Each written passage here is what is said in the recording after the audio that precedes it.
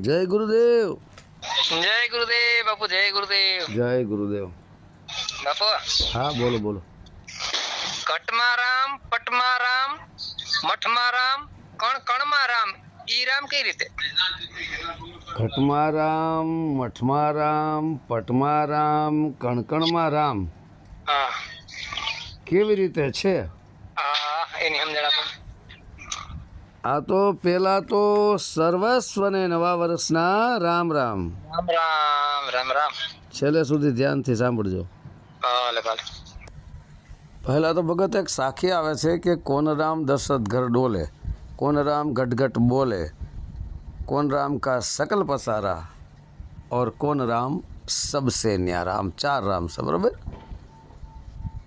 હવે 4 રામ હોય પણ આ તો કણકણમાં રામ, સર્વત્ર રામ, રામ હિ રામ, બરાબર? બધી જગ્યાએ છે. એક તો આ શરીર રામ, મન રામ, આત્મ રામ અને પરમાત્મ રામ. એક તો શરીર રામ, બરાબર, પછી મન રામ કયો કે જીવ રામ કયો, મનચિત બુદ્ધિનો અહંકાર ચાર મળીને જીવ રામ કહેવાય છે. આ જીવ રામ, પછી આત્મ રામ અને પરમાત્મ રામ જે સબસે ન્યારા, એ જ કણકણમાં છે. તો એને જાણવા હોય તો કેવી રીતે જાણવા, બરાબર? છેલ્લે સુધી ધ્યાનથી સાંભળજો.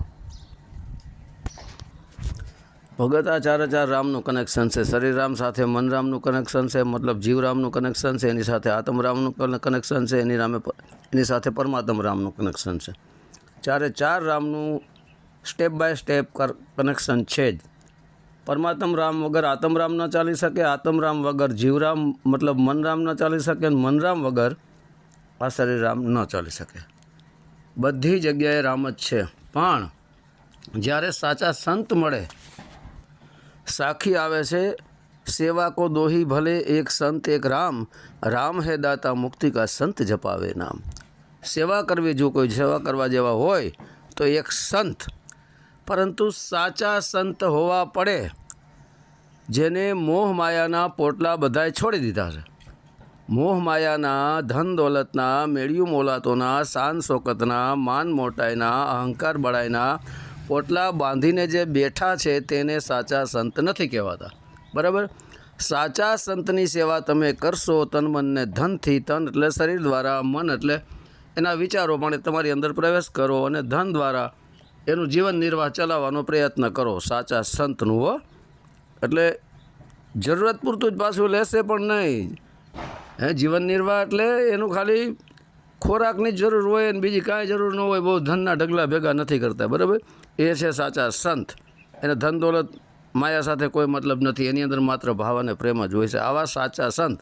આ સેવા કો દોહી ભલે, સેવા કરવા જો કોઈ હોય, કરવા જેવા કોઈ હોય તો 2 જ છે.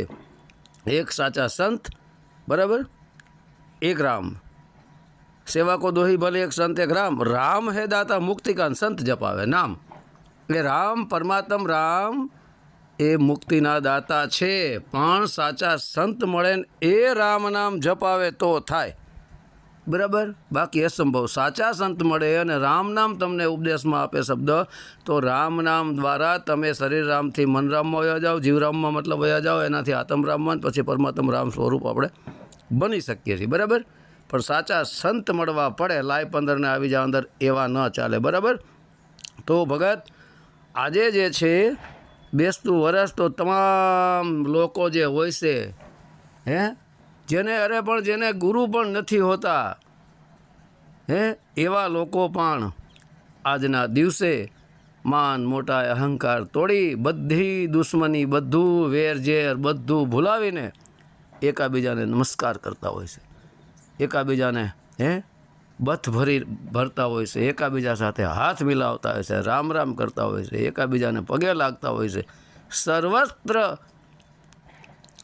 સર્વસ્વ બુદ્ધ જે માન મોટા અહંકાર છે, માન મોટા અહંકાર સર્વસ્વને તોડીને અને એકાબીજા હળી મળીને આજના દિવસે રહે છે. પણ સતત આજના દિવસે જેમ બધી દુશ્મની ભૂલાવીને આપણે બધાની સાથે હળી મળીને રહેતા હોય છે. ઘણા માફી પણ માગતા હોય છે કે ભાઈ મારા આખા વર્ષ દરમિયાન જે કાંઈ મારી ભૂલચૂક થઈ હોય તે હું આજના દિવસે તમારી પાસે ક્ષમા પ્રાર્થના કરું છું, માફી માગું છું, મારાથી ક્યાંય બોલવામાં ભૂલ થઈ હોય તો મને ક્ષમા કરજો, માફ કરજો. આવી બધી આપણે માફી માગતા હોય. પણ હું એમ કહું છું કે આખું જીવન આવું જીવો, આખું જીવન જીવો, દરેકની સાથે હળીમળીને રહો, ભાવથી રહો, પ્રેમથી રહો. આનું જ નામ જીવન છે. બાકી વાદ વિવાદ, ઈર્ષા, નિંદા, તર્ક વિતર્ક, આમાં ક્યાંય કોઈ વસ્તુ નથી. જે વસ્તુ છે એ પ્રેમમાં જ છે. સાચો પ્રેમ, ભાવ, પ્રેમ એ જ પરમાત્મા છે, પ્રેમ એ જ રામ છે, પ્રેમ એ જ કૃષ્ણ છે, પ્રેમ એ જ શિવ છે. બધી જગ્યાએ પ્રેમ હિ પ્રેમ છે, એના સિવાય બીજું કાંઈ છે જ નહીં ભગત. બરાબર. હવે ભગત દશરથ રાજા જે હોય છે તે એની પાસે જ્ઞાન હોય છે, શબ્દ વિદ્યાનું જ્ઞાન હોય છે. શબ્દ જ્યાંથી પ્રગટ થાય એ શબ્દને વીંધી નાખતા હતા બાણ મારીને. તો શબ્દ તો દેખાતો નથી, તો શબ્દને કયું બાણ મારે છે, કેવી રીતે વીંધે છે? જ્યારે એક સરોવરમાં અથવા તો નદીમાં જ્યારે શ્રવણ પાણી ભરવા આવે છે, બરાબર, એ સરોવર, એ નદીને જ જ્ઞાન ગંગા સમજો, સરોવરને જ્ઞાનરૂપી સરોવર સમજો.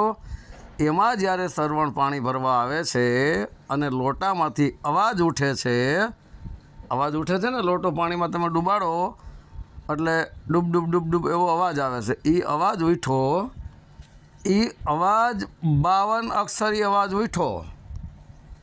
એ 52 અક્ષરી અવાજ ઉઠ્યો ન્યા ત્યારે દશરથ જે છે એ શબ્દની દિશામાં બાણ મારે છે. 52 અક્ષરી શબ્દોને કયું બાણ મારે છે? સોહમ શબ્દનું બાણ મારે છે. અને શેનેથી મારે છે? આચરણરૂપી ધનુષથી. આચરણરૂપી ધનુષ, જેના જીવનમાં આચરણરૂપી ગાંડીવ આવે, આચરણરૂપી ધનુષ આવે, અને એના જે શબ્દોના બાણ છે એ આર પાર ઉતરે, બાકી ન ઉતરે. જેના જીવનમાં આચરણ નથી અને એ તમને શબ્દોના બાણ મારે સત્સંગ દ્વારા, તો એના બાણ કોઈને લાગતા નથી. જ્યારે શ્રવણે પાણી ભરે છે ને ત્યારે અવાજ આવે છે અને 52 અક્ષરી શબ્દને આ સોહમ શબ્દના બાણથી વીંધી નાખે છે, ત્યારે શ્રવણ વિંધાય છે. બરાબર. તો ત્યારે દશરથ જાય છે અને પૂછે છે કે ભાઈ આ બધું મારી તો ભૂલ થઈ છે. અસલમાં ભૂલ નહોતી.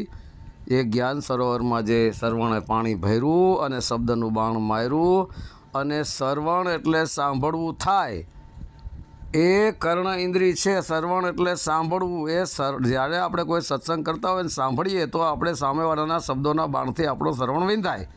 બરાબર. શ્રવણ એટલે સાંભળવું.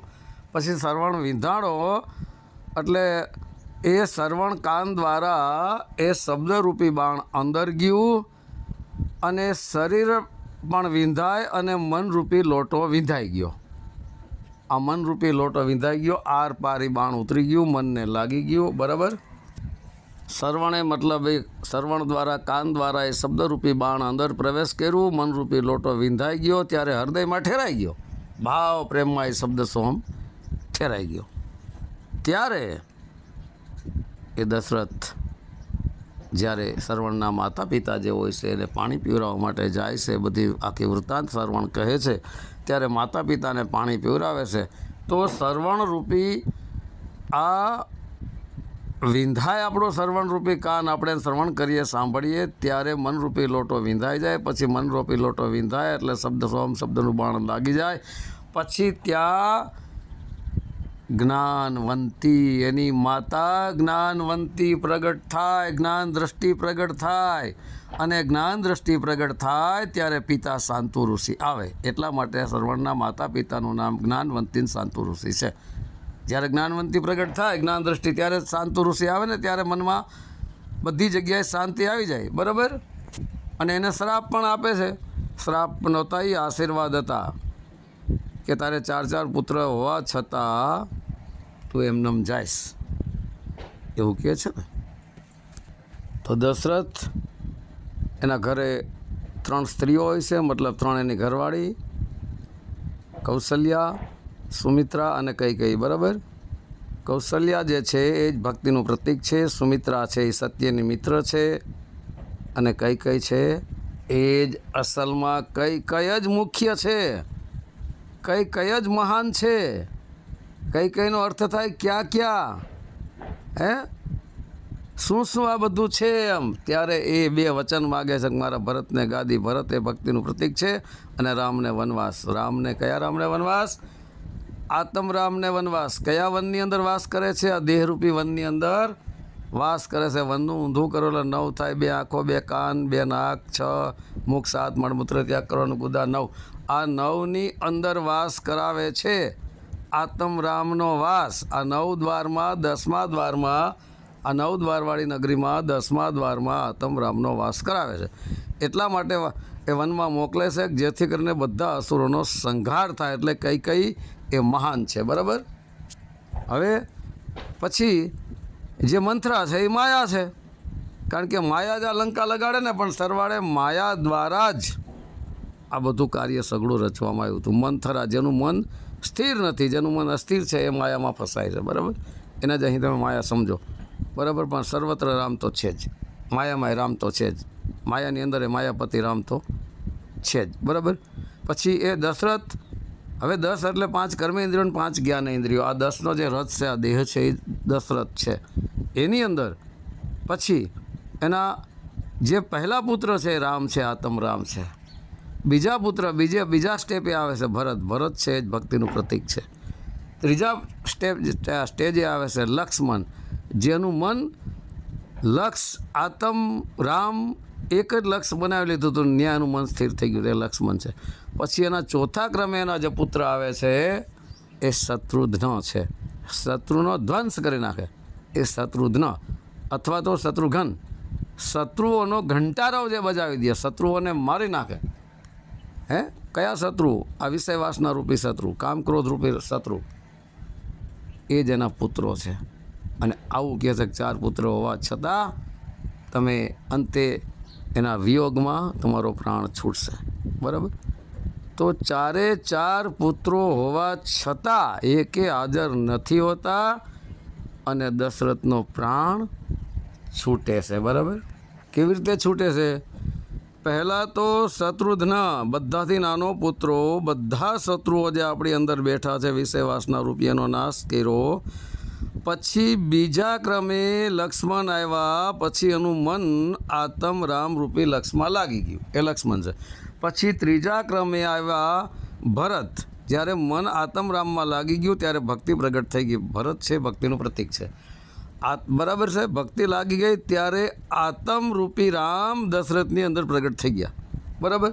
આત્મ રામ પ્રગટ થઈ ગયા એટલે પછી પરમાત્મ રામ સ્વરૂપ થઈ ગયા દશરથનો આત્મા. એટલે આ 4 છૂટી ગયા કે નહીં? 4 પુત્રો.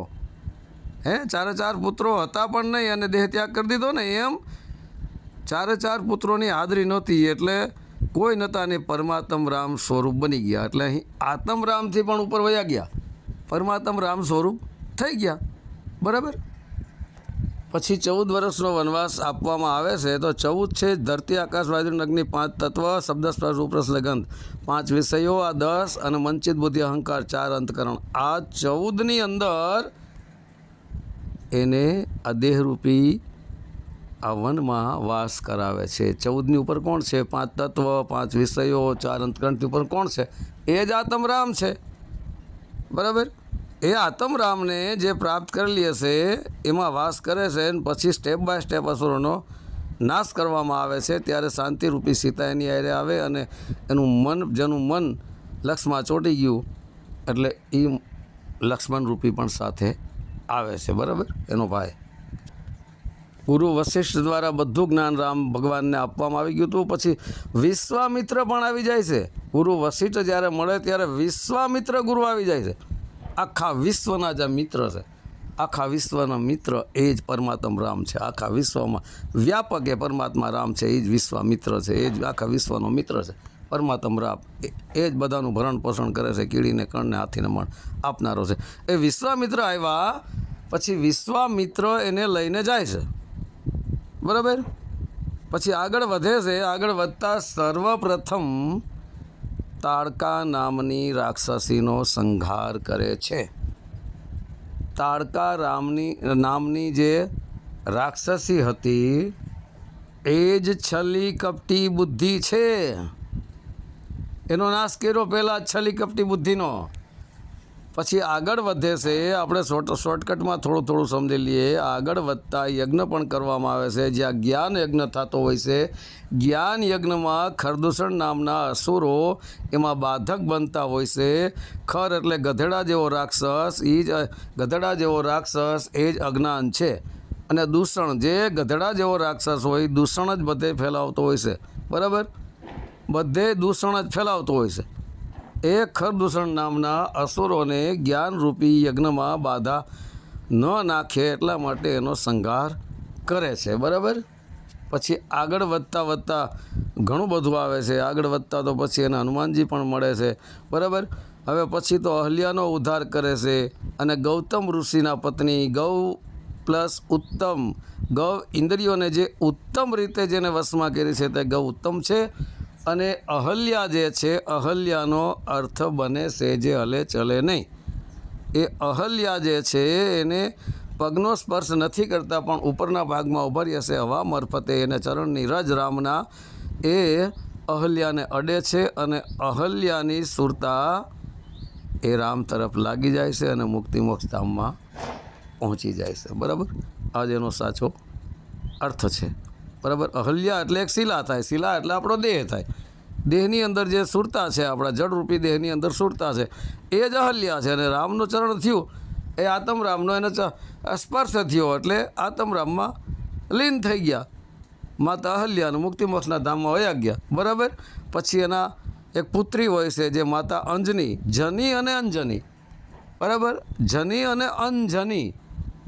તો અંજનીનો અર્થ શું છે કે જે જન્મ ના આપે ને પુત્ર પ્રાપ્ત થાય એને અંજની કહેવાય. તો એને પુત્ર પ્રાપ્ત થયા હનુમાનજી મહારાજ. હનુમાન, હનુ એટલે હનુમાન એટલે અહંકાર, અભિમાન. અભિમાનને હણી નાખે જે એ અંજની રૂપી સુરતા છે. અને અંજની રૂપી સુરતામાંથી જ્યારે અહંકારનો નાશ થઈ જાય સુરતા દ્વારા, પણ ક્યારે થાય? જ્યારે શિવ સ્વયં આત્મરૂપી શિવનો તેને ભેટો થાય, તેને મળે, ત્યારે આ સંભવ છે. બરાબર, એટલા માટે એને શિવપુત્ર પણ કહેવામાં આવે છે, રુદ્ર પણ કહેવામાં આવે છે હનુમાનજીને. શું કામે? કારણ કે શિવ સ્વરૂપી આત્માના પુત્ર છે. એ પવનપુત્ર પણ છે. કયા પવનના પુત્ર છે? એ જ પવનની અંદર જે સોહમ શબ્દ ચાલી રહ્યો છે, સોહમ શબ્દ એ જ આત્મા છે, એના પુત્ર છે. એ સોહમ શબ્દની અંદરથી પ્રગટ થયેલી જે સુરતા છે, અંજની છે ને, એ જ સોહમ શબ્દના મારફતે સુરતારૂપી અંજનીએ એ અહંકારનો જે નાશ કરે એવા હનુમાનનો જન્મ થયો. બરાબર, પછી એ હનુમાન દ્વારા પણ કાલ નેમીનો પણ નાશ કરવામાં આવે છે. કાલ એ જ સમય. નેમી એટલે આપણે કૂવાના ઉપર જેમ ગરડી હોય છે, એ ગરડીને આપણે નેમી કહીએ છીએ. બરાબર, ગરડીમાં જેમ કૂવાની ઉપર ગરડી હોય છે ને એમાં આપણે ડોલ લગાવીને, રસ્સી લગાવીને કૂવામાંથી પાણી ભરતા હોય છે. ગરડી છે ને એ જ ચક્ર છે, એ જ કાલચક્ર છે. કાલ નેમી એ જ કાલચક્ર. અને એ જ આ બધાને કૂવામાં ઉતારી દે, વિષય વાસનાના કૂવામાં, મોહમાયાના કૂવામાં ઉતારી દે છે. અને કાલચક્ર ફેરવા રાખે છે. એ જ કાલ નેમી છે. એનો પણ નાશ હનુમાનજી દ્વારા જ થાય. જેનો અહંકાર તૂટી ગયો હોય ને, એ જ રામની શક્તિ દ્વારા એ કાલનેમીનો નાશ કરી શકે છે. બરાબર, પછી તો ધીરે ધીરે આમ બધી વાત આપણે કરીએ તો નાસિક ક્ષેત્રમાં જ્યારે શૂરપંખા આવે છે એ મોહિત થઈ જાય છે, લગ્ન કરવાની વાત કરે છે, રામને લક્ષ્મણને બધા એ રામને લક્ષ્મણ ના પાડે છે, માતા સીતાને જોવે છે. બરાબર, તો શૂરપંખા એ જ છે. એ તો અસુર પંખા છે, શૂરપંખા નથી. અસુર પંખા. ઈર્ષા નિંદાના પંખ લગાડીને આવી, છલ કપટના પંખ લગાડીને આવી, મોહ માયાના પંખ લગાડીને આવી. એટલે એનું નાક ને કાન કાપી લેવામાં આવ્યું. નાક કાપી લેવામાં આવ્યું. નાક શું કામ કાપી લીધું? કે ભાઈ જે અસુર પંખા છે એ નાક વગરના નકટા જ હોય. અસુર હોય ને જો અધમ કાર્ય જ કરતા હોય, ખોટા જ કાર્યો કરતા, એટલે નકટા હોય, નાક વગરના હોય. હજારો વાર તમે સમજાવો છતાંય સમજે જ નહીં, પાછો પડે જ નહીં. ઢોંગ પાખંડ છલ કપટ કરવાથી એ જ અસુર, એ જ નકટા, નાક વગરના. તમે ગમે એટલું એને કહો છતાંય સમજે જ નહીં. એટલે એના નાક કાપ્યા હતા. એમ કે કોઈ કહે નાક કાન કાપ્યા હતા, પણ નાક કાપી લીધું. કારણ કે નાક કાપ્યું એટલે નકટા. એમ એ નકટા છે અસુર પંખા. બરાબર. પછી લાય લગાડે હોતે, જેને રાવણને ભડકાવ્યો અને લાય હોત લગાડી, બધાને જીવનમાં પથારી ફેરવી નાખી. કોને? એ જ મોહ માયા રૂપી પંખ લગાડીને આવી અસુર પંખા. એ જ હે, એ જ ઈર્ષા નિંદાવાળી થઈ. એને જ આ બધું જગાડ્યું ને, ઈર્ષા નિંદા કરીને ખોટું ભરમાયું ને રાવણને. એ જ સુરપંખા છે. બરાબર. પછી તો હીરાવન ને મહિરાવનનો નાશ કરે છે અહીં. એટલે એક અહીંયા એક રાવણ છે આપણી અંદર, મનરૂપી રાવણ એને સમજો. એક મહિરાવન, મહી એટલે આપણી માય છે અંદર, મનરૂપી રાવણ એ રાવણ જ છે. અહીં એટલે અહીંયા, મહી એટલે આપણી અંદર માય, એ મનરૂપી રાવણ જ છે ને. એનોય નાશ કરવો પડે. બરાબર. જે નાસિકમાંથી પછી માતા સીતાનું હરણ પણ કરી જાય છે, મારીચનો સહારો લઈને રાવણ આવીને. બરાબર. તો એ જ ના પ્લસ શીખ. તો શીખનો અર્થ શું થાય? પહેલાં ના પ્લસ શીખ. હે, ના અને પ્લસ શીખ.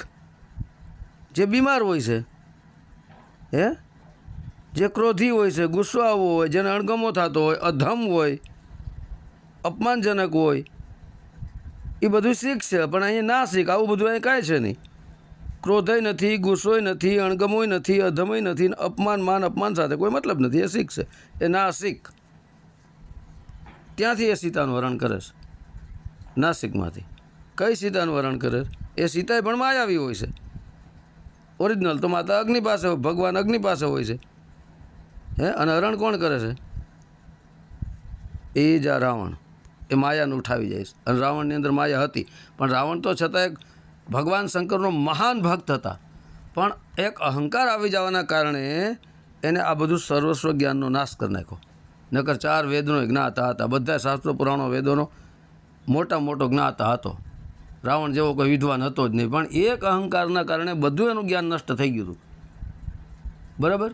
એવી જ રીતના જ્યારે કોઈ પણ ગુરુ દ્વારા, સાચા સંત દ્વારા આપણને જ્ઞાન મળતું હોય છે, અને એ જ્ઞાનને જો આપણે પચાવી જાણીએ તો અમૃત બની જાય. પણ એ જ્ઞાનનો જો અહંકાર આવી જાય કે ના, હું સર્વશ્રેષ્ઠ જ્ઞાની છું, હું જ મહાન છું, હું જ મુક્તિદાતા છું, મારા જેવું કોઈ જ્ઞાની નથી, એટલે અહંકાર આવી ગયો, એટલે એ જ્ઞાન એનું ઝેર બની જાય. એ જ્ઞાન એનું ઝેર બની જાય ને એને પછી મારી નાખે. એટલે અહંકારનો નાશ કરવો ખૂબ જ જરૂરી છે. અહંકાર જીવનમાં આવે ભક્તિ થાય જ નહીં. બરાબર. પછી તો રાવણ ઉઠાવીને જાતો હોય છે ત્યાંથી. પછી વચ્ચે જટાયુ પણ મળે છે. હવે જટાયુ શું છે? હવામાં ઉડતું એક પક્ષી છે જટાયુ. હવામાં ઉડતું એક પક્ષી. જટાયુનો એક અર્થ ગીધ પણ થાય એનું નામ. હવે ગીધ છે ને એ જ નાગનો દુશ્મન હોય છે. નાગોનો ખાત્મો કોણ કરે? ગીધ. ગીધ જ નાગોને ઉઠાવીને માર નાગ. કયા નાગને? મનરૂપી નાગને, વિષયવાસના રૂપી નાગને. એનો એ દુશ્મન છે. બરાબર. પણ જ્યારે એ હવામાં ઉડતું જે પક્ષી છે એ જ સુરતા છે.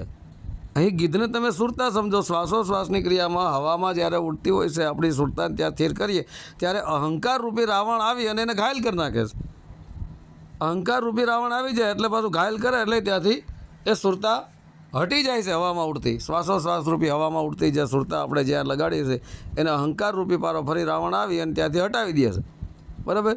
પણ છતાં એને ઘાયલ કરી શકે છે, એને મારી ન શકે.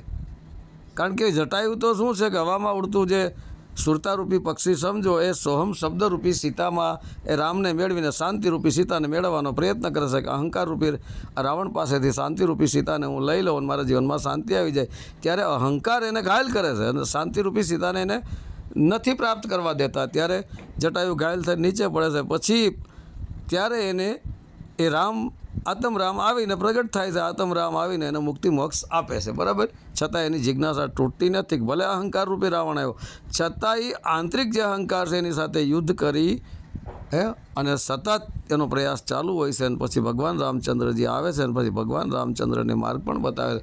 એવી જ રીતના ભગવાન રામચંદ્રને એ માર્ગ બતાવે છે. કોણ? આ જટાયુ, હવામાં ઉડતું એક પક્ષી. કોને માર્ગ બતાવે છે? ભગવાન રામને સ્વયંને. કયા રામને? દેહ રામને. હો, પણ આત્મરામ તો જટાયુમાં પણ હતો, ભગવાન રામની અંદર પણ હતા. બરાબર. તો જે જટાયુ હતો અહંકાર રૂપી રાવણ સાથે શાંતિરૂપી સીતાને મેળવવા માટે યુદ્ધ કરે છે અને ઘાયલ થાય છે. ત્યારે રામ એ સ્વયં ત્યાં આવે છે અને રામ માથે હાથ મૂકે છે. એટલે જટાયુની સુરતામાં આત્મરામ જ્ઞાન પ્રગટ થઈ જાય છે. અને એ આત્મરામ જ્ઞાન પછી જ્યારે પ્રગટ થઈ જાય છે જટાયુ રૂપી સુરતાની અંદર, હવામાં ઉડતા પક્ષીની અંદર, ત્યારે એ સ્વયં રામને રસ્તો ચીંધે છે. હવે કયા રામને રસ્તો ચીંધે છે? એ જ આત્મરામનો રસ્તો બધાને પોતે ચીંધે છે કે ભાઈ જેને જટાયુને આત્મરામ પ્રાપ્ત થઈ ગયા, બરાબર, અને પછી એ જેને આત્મરામ પ્રાપ્ત થઈ જાય એ પછી બીજાને આત્મરામ પ્રત્યેનો રસ્તો ચીંધી શકે છે, બરાબર. તો અહીં આવી રીતના જ સમજવું. જો કે રામ તો સ્વયં આત્મ સ્વરૂપ જ હતા, એ તો એક પ્રકારની રામની લીલા જ હતી, પરંતુ અહીં આપણે આધ્યાત્મિક દ્રષ્ટિએ આ રીતે જોવાનું છે. જટાયુ જે પક્ષી છે એને ઉડતી, હવામાં ઉડતી સુરતા સમજી લ્યો, અને હવામાં ઉડતી સુરતામાંથી જે ભટકાવે છે, ઘાયલ કરે છે, અહંકારરૂપી રાવણ છે, શાંતિરૂપી સીતાનું હરણ કરી જાય છે, ત્યારે રામ ત્યાં આવે છે અને રામ જ એને જટાયુને મુક્તિ અપાવે છે, બરાબર. કારણ કે રામ પ્રગટ થઈ ગયા સમજી લો એની સુરતાની અંદર, અને સ્વયં એ સુરતા પછી રામનો રસ્તો બતાવે છે રામને. કારણ કે જેને રામ આત્મરામને પ્રાપ્ત કરી ગયા, આત્મરામ જેને મળી ગયા, એ જ આત્મરામનો રસ્તો બતાવી શકે. થોડોક વિચાર કરજો આ વાત ઉપર, બરાબર, તો સમજાશે, નહીંતર ઉલટા સુલટું સમજાશે. પછી આગળ વધે છે અને માતા સીતા એક એક ઘરણાની નિશાની મૂકતા જાય છે, બરાબર. જટાયુ જે બતાવે છે, પછી માતા સીતા બધું મૂકતા ગયા હોય છે. પછી એ બધું જે એક એક નિશાની મૂકતા હોય છે, એવી રીતે ગુરુ એક એક નિશાની બતાવે છે કે ભાઈ આ રીતે તમારે હાલવું, આ રીતે જવું, આ બધું તમારી અંદર છે, બાત કરો. એક એક નિશાની બતાવી. નિશાની એટલે એક વિધિ, એક જુક્તિ, એક જુક્તિ બતાવી, એક વિધિ બતાવી મુક્તિ સુધી પહોંચવાનું. એટલે એ નિશાની જે મૂકતા ગયા બધી એક પ્રકારની જુક્તિની વિધિ છે. પછી આગળ વધતા વધતા ત્યાં એને સુગ્રીવ અને હનુમાનજી પણ મળે છે. તો આપણે હનુમાનજીની વાત કરી કે અભિમાનને હણે તેનું નામ હનુમાન છે. પછી સુગ્રીવ પણ એને મળે છે, બરાબર. પછી સુગ્રીવજીને હનુમાનજી પરમ રામના ભગવાનના મિત્ર બને છે અને પછી એને સહાયક બને છે. તો શું એટલે સત્ય ને ગ્રીવ એટલે જે સુગ્રીવ, શું એ સત્ય છે.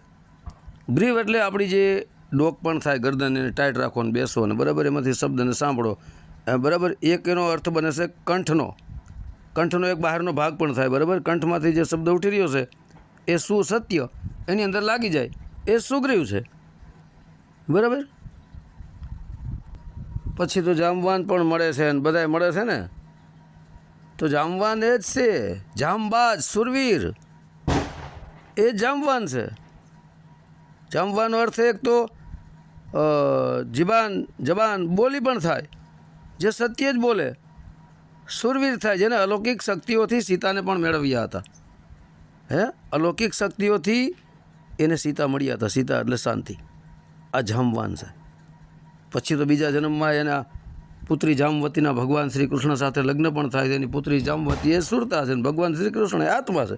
બીજા જન્મની અંદર ભગવાનના પટરાણી પણ બને છે. સુરતા એ આત્મરૂપી કૃષ્ણના પટરાણી પણ બને છે, જામવાનની પુત્રી જામવતી. પછી તો લંકામાં જાય છે અને આપણે શોર્ટકટમાં કહી દઈએ કે ભાઈ સમુદ્ર પર પાર બાંધે છે. સંસાર સાગર રૂપી સમુદ્રની ઉપર જ્ઞાનરૂપી પાળ બાંધીને, તેની ઉપર જ્ઞાનરૂપી પાળ બાંધીને તેની ઉપર થઈ અને લંકામાં પહોંચી અને અહંકારરૂપી રાવણનો નાશ કરી અને પછી ત્યાં શાંતિ સ્થાપી અને માતા સીતા શાંતિને છોડાવી અને એ શાંતિ આત્મરામને પ્રાપ્ત થઈ ગઈ અને પછી અયોધ્યા બની ગઈ, બરાબર. હવે આમાં તો જેટલું આપણે કરવું હોય ને એટલું થઈ શકે તેવું છે. પણ ક્યારે વિભીષણ જેવા જ્યારે ગુરુ મળે નાભી નિશાન બતાવે, વી એ જ વિશેષ છે, વી એ જ વિવેક છે. ભીષણ એટલે વધારે થાય. જેનો વિવેક જાગૃત થઈ ગયો છે, વિવેક પાવરફુલ બની ગયો છે, એવા વિવેકી ગુરુ મળે નાભી નિશાન બતાવે અને નાભીની અંદર સોહમ શબ્દનું બાણ મારે કે નાભીએથી મૂળ શબ્દ સોહમ ઉઠી રહ્યો છે, ત્યાં તમારી સુરતાનું બાણ મારો એટલે અહંકાર રૂપી રાવણ મરી જશે અને આત્મરામ પ્રગટ થઈ જશે. જ્યારે મરતા અહંકાર રૂપી રાવણ મરે છે, નાભીમાં બાણ મારે ને છેલ્લે જોજો રાવણ પણ રામ બોલે છે, એટલે આત્મરામ પ્રગટ થઈ ગયો, બરાબર. કારણ આ જ છે સાચી હકીકત. પછી અયોધ્યામાં શાંતિ જ થઈ જાય, પણ છતાંય જ્યાં લંકામાં અહંકાર રૂપી રાવણનું રાજ છે, એ લંકામાં લાગી છે, ભડકે ભરતી હોય છે, એને શાંતિ હોતી નથી. કારણ કે અહંકારી વ્યક્તિને શાંતિ ન હોય. અહંકારી વ્યક્તિ સતત અશાંત વાતાવરણમાં જીવતો હોય, એને જરાક કોઈક બે શબ્દ બોલે ને તો એનાથી સહન ન થાય, કારણ કે એની અંદર અહંકાર છે. વાદ વિવાદમાં ઉતરી જાય, મારઝોડમાં ઉતરી જાય, અહંકારી માણસ મરી પણ જાય, બીજાને મારી પણ નાખે, ઝઘડા પણ કરે, બધું કરતો. એ અહંકાર છે, એને અહંકાર થઈ ગયો છે કે હું સર્વશ્રેષ્ઠ છું. એમ અહંકાર રૂપી રાવણ જ્યાં સુધી ન મરે નહીં જ્યાં સુધી, ત્યાં સુધી શાંતિ રૂપી સીતા એની પાસેથી આપણે છોડાવી નથી શકતા. અને પછી અહંકાર રૂપી રાવણ મરી જાય પછી એ અયોધ્યા બની જાય ને અયોધ્યામાં શાંતિ હોય. પણ આત્મરૂપી અયોધ્યામાં આવ્યા પછી પણ ફરી પાછી જો આત્માએ ઈચ્છા પ્રગટ કરી તો ફરી પાછા ફસાઈ જાય. જેમ કહે છે ને કે ઈચ્છા રૂપી ખેલનાએ આત્માએ જ આ દુનિયા બનાવી છે.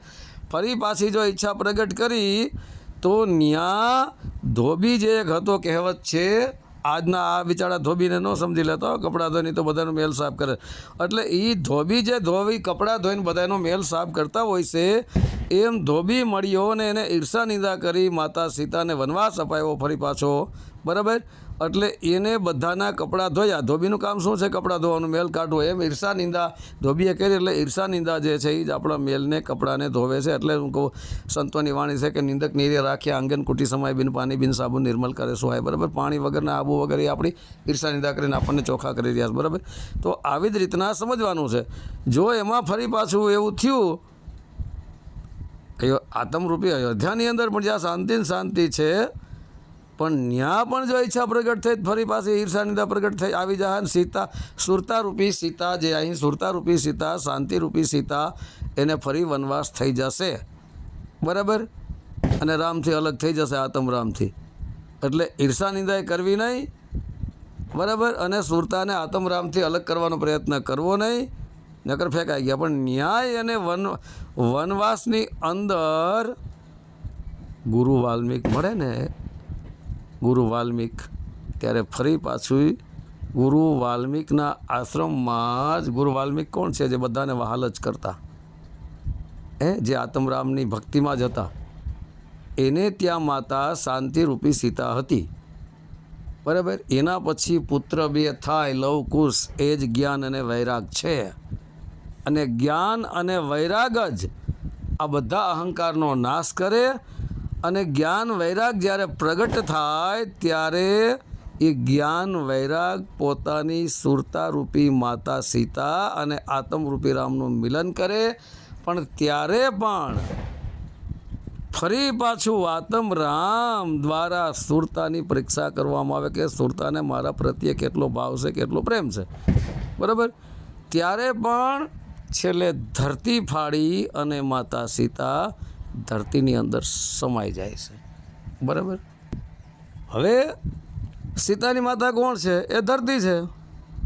તો ધરતીની માતા કોણ છે? એ જ સુરતા છે.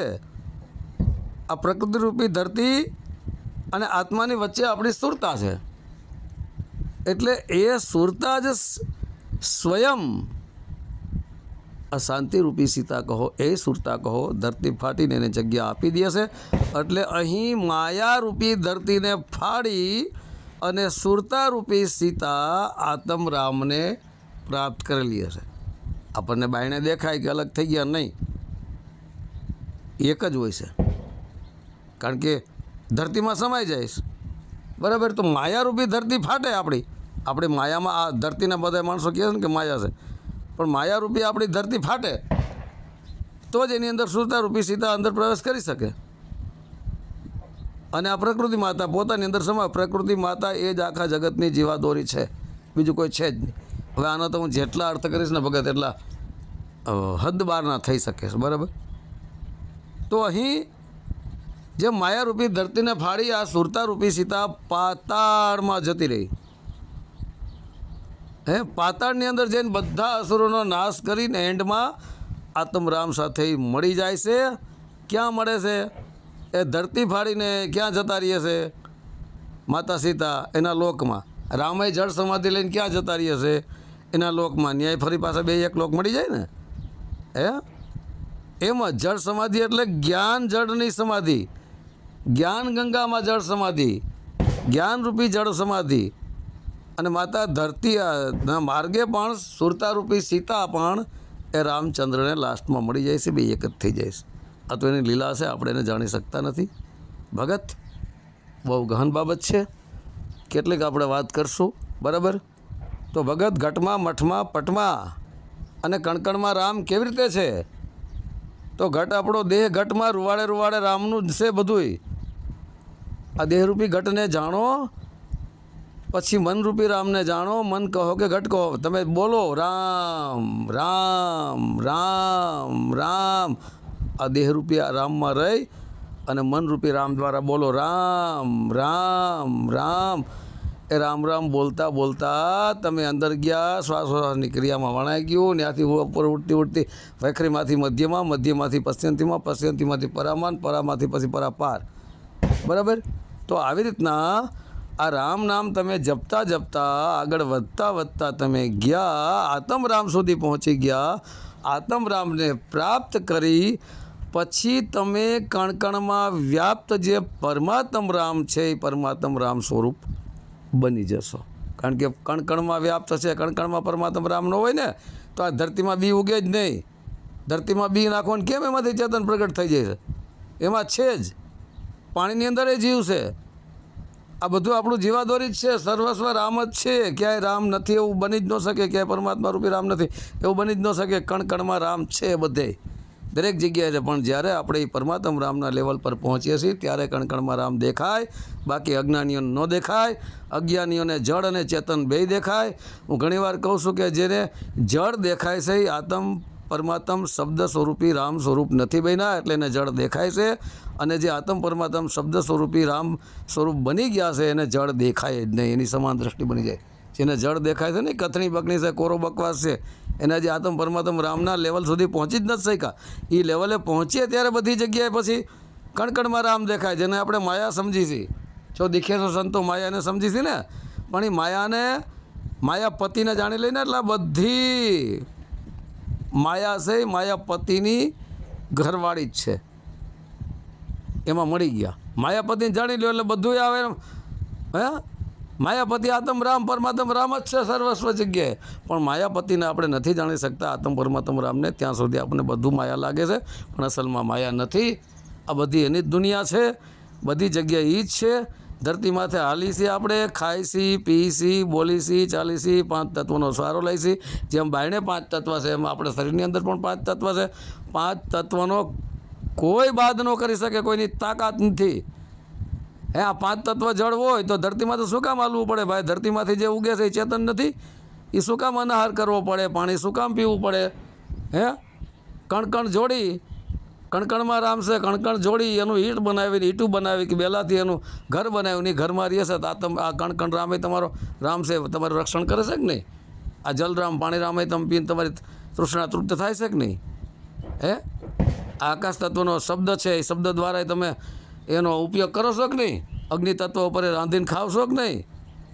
આ 5 તત્વો છે ને, વાયુ તત્વ દ્વારા શ્વાસોશ્વાસ લઈશી. 5 તત્વોમાં બધી જગ્યાએ રામ જ છે. આના વગર ન હાલે. ખાલી વાતું છે આત્માને ઓળખો, આત્માને ઓળખો. અરે પણ કેવી રીતે ઓળખો? હું કથણી બકણી ચોટી ગયા છો, દુનિયાને ભરમાવાના ધંધા કરો છો. જેને આત્મ પરમાત્મ શબ્દનું જ્ઞાન થઈ જાય, જોતો સાંભળતો બોલતો બંધ થઈ જાય, શાંત થઈ જાય, એ મોટા મોટા બણગા ન ફૂકે, ધતિંગ પંચા 150 ન કરે, દુનિયાને ફસાવીને પૈસા લૂંટવાના ધંધા ન કરે, 50 લાખની ગાડીમાં ન રખડે, કરોડોના એક પેલેસ ન હોય, કરોડોના બંગલા ન હોય એના. એ તો શાંત હોય, સીધું સાદું સરળ સહજ જીવન જીવતો એને સંત કહેવાય. હે, કથણી બકણી છે, કોરો બકવાસ, દુનિયાને બનાવટના ધંધા, ખબર કોઈને કાંઈ નથી આત્મ પરમાત્મ શબ્દ રામની. જેને સર્વવ્યાપક કણકણમાં રામ, ઘટમાં મઠમાં પટમાં દરેક જગ્યાએ છે ને છે. દેહરૂપી ઘટમાંય છે અને મઠમાંય છે. 10મા દ્વારમાં મઠ કયો, મંદિર કયો કે સાધુ સંતો રહેવાના ખડો કે ત્યાં મઠમાંય છે અને પટમાંય છે, સર્વવ્યાપક છે અને કણકણમાંય છે. કણકણમાં ન હોય તો ધરતીમાંથી ધાન્ય ઉગે છે. કેમ ઉગે છે? કેમ ચેતન થાય? બધી જગ્યાએ ઈ છવાયો છે પણ દેખાતો નથી. અને એને જોવા માટે પરમાત્મ રામ સુધી પહોંચવું પડે છે. હું ઘણીવાર કહું છું કે સબસ્ટેશન જે હોય છે એને તમે પરમાત્મા સમજો, ગામથી બહાર હોય છે ત્યાંથી વાયર મારફતે થાંભલા મારફતે જે સબસ્ટેશન આવ્યું એને રામ સમજો. બરાબર, આત્મરામ સમજો. મેન વિદ્યુત બોર્ડને તમે પરમાત્મ રામ સમજો, સબસ્ટેશનને તમે આત્મરામ સમજો. ત્યાંથી જે વાયરિંગ ગયું આપણા ઘર સુધી આવ્યું એને તમે સુરતા સમજો વાયરિંગને. અને ઘરમાં જે યંત્રો ફરે છે, બરાબર, એ યંત્રોને જ તમે આપણું શરીર સમજી લ્યો. એની અંદર જ મન છે. પછી શરીરની અંદર જે મન છે એ તમે સુરતામાં સમાવી લ્યો. આ સરવાળે મનચિત બુદ્ધિ અહંકારી સુરતા જ છે, બરાબર. પછી એ તમે સુરતામાં જે વાયર આવ્યું છે આપણે ઘર સુધી, એમાં સુરતામાં યોગ્ય કરંટ, બરાબર. પછી એ કરંટ સપ્તસન રૂપી આત્મા મળ્યો ને એ આત્મા પછી દેહથી વિદેહ રૂપી પરમાત્માને પ્રાપ્ત થઈ ગયો. એટલે સર્વત્ર પરમાત્મા રામ જ છે. આ 4 રામનું કનેક્શન છે. રામ નામથી મુક્તિ 101% થઈ જાય. હાલવું પડે. ભલે 52 અક્ષરી નામમાંથી જ તમે 52થી બહાર જઈ શકો. આખી દુનિયા જ્ઞાન છે નથી આપે, સત્સંગ છે નથી આપે. 52 અક્ષરી કથળી પકડી હતી ને, 52 અક્ષર ગુરુ સત્સંગ કરે ને 52 અક્ષર સત્સંગ શિષ્ય પકડે છે. તો કોણ વચ્ચે આવ્યું? 52 અક્ષર કાળ હોય તો 52 અક્ષર સત્સંગ આપે તારવાનું કામ કરે છે. ટોટલ સત્સંગ આપણે આપીએ છીએ એ 52 અક્ષરો દ્વારા આપવામાં આવે છે. કે મૂંગા શબ્દ બિના સાક્ષી લાવો, બિના સાને સમજાવો, એમ કરીએ છીએ. 52 અક્ષરી શબ્દો બોલીને તો સામે જ્ઞાન આપી છે, અને 52 અક્ષરી શબ્દોને સામે જ્ઞાન પકડે છે. એટલે 52 અક્ષરમાં એ છે જ પરમાત્મા. બધી જગ્યાએ છે, બધી જગ્યાએ છે. આ નોટ કરી લેજો, બરાબર. તો હવે જય ગુરુદેવ. સત્ય સનાતન ધર્મની જય.